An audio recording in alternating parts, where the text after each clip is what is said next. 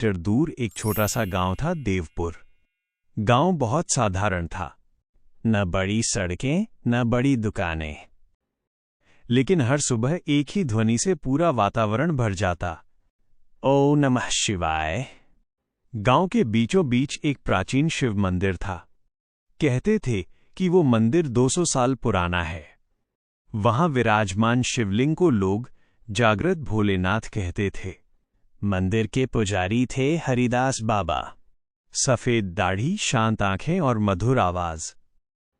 वे अक्सर कहते, शिव को पाने के लिए पहाड़ों पर जाने की जरूरत नहीं, बस अपने अंदर के शोर को शांत करना सीखो।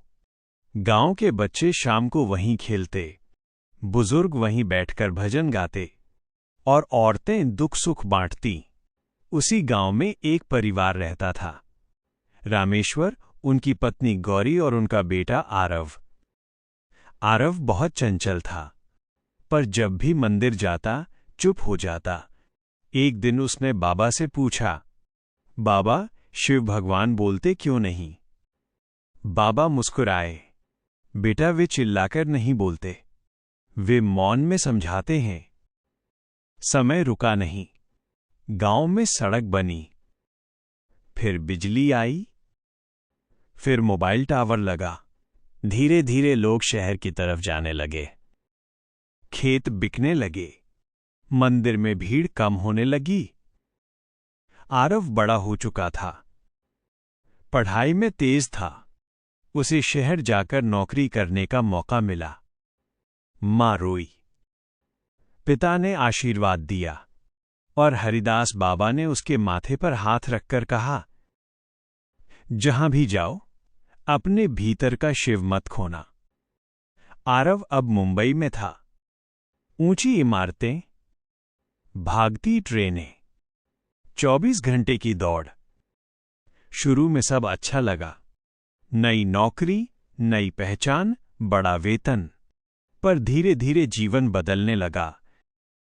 सुबह 8 बजे निकलना, रात 11 बजे लौटना। फोन हाथ से छूटता ही नहीं था। मां का कॉल आता, बेटा खाना खा लिया? वो कहता, हां मां, अभी मीटिंग है।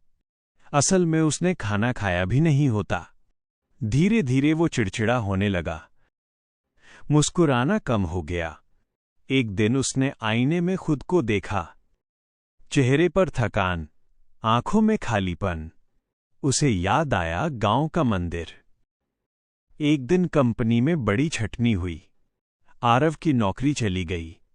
उसने सोचा था कि वो अजय है, पर जीवन ने सिखाया कोई अजय नहीं। दोस्त दूर होने लगे, फोन कम बजने लगा। जिस शहर ने उसे गले लगाया था, उसी शहर ने उसे अकेला छोड़ दिया। वह कमरे में बैठा रहा। 3 दिन तक बाहर नहीं निकला। उसे पहली बार समझ आया, भीड़ में रहकर भी इंसान कितना अकेला हो सकता है। तीसरे दिन मां का फोन आया, बेटा आवाज क्यों भारी है? आरव चुप रहा, फिर रो पड़ा। मां ने सिर्फ इतना कहा, जब सब रास्ते बंद हो जाएं, तब शिव का नाम लेना शुरू कर देना। वो हंस पड़ा। मां, नाम लेने से नौकरी वापस आ जाएगी क्या? मां बोली, नौकरी मिले न मिले, तुझे खुद मिल जाएगा। आरव गांव लौटा। मंदिर वैसा ही था, पर हरिदास बाबा अब बहुत बूढ़े हो चुके थे। आरव उनके सामने बैठा। बाबा, मैं हार गया। बाबा बोले, हार और जीत बाहर होती है, भीतर सिर्फ अनुभव होता है। आरव ने पूछा, अब क्या करूं?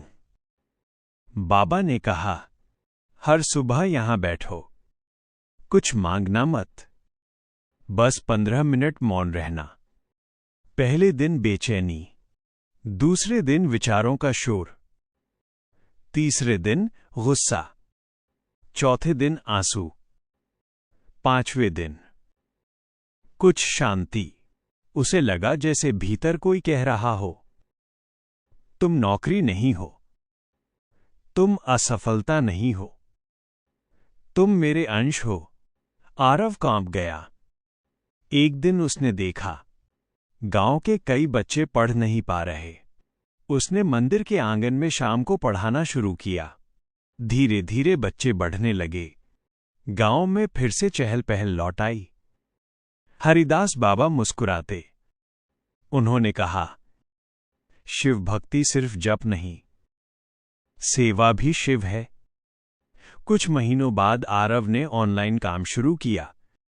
छोटा सा काम था, पर मन शांत था। अब वो सुबह ध्यान करता, दिन में काम, शाम को बच्चों को पढ़ाता। उसने समझ लिया, सफलता का अर्थ केवल पैसा नहीं, सफलता का अर्थ है मन की स्थिरता। कुछ साल बाद जब हरिदास बाबा इस दुनिया से चले गए, गांव रो पड़ा। आरव ने मंदिर संभाला, पर उसने नियम बदला। यहां कोई दिखावा नहीं होगा, कोई महंगी पूजा नहीं, बस मौन, सेवा और सत्य। आज देवपुर फिर से जीवंत है। लोग कहते हैं, यहां शिव सच में जागते हैं। पर सच क्या है? शिव कहीं बाहर नहीं जागे। जागा तो आरव का विवेक, जागा उसका प्रेम, जागा उसका धैर्य। अगर आपके जीवन में भी अभी अंधेरा है, अगर सब कुछ हाथ से निकल रहा है, तो शायद ये अंत नहीं, ये आपके भीतर के शिव के जागने की शुरुआत है। आंखें बंद कीजिए, धीरे से कहिए, ओम नमः शिवाय, और महसूस कीजिए, आप अकेले नहीं हैं।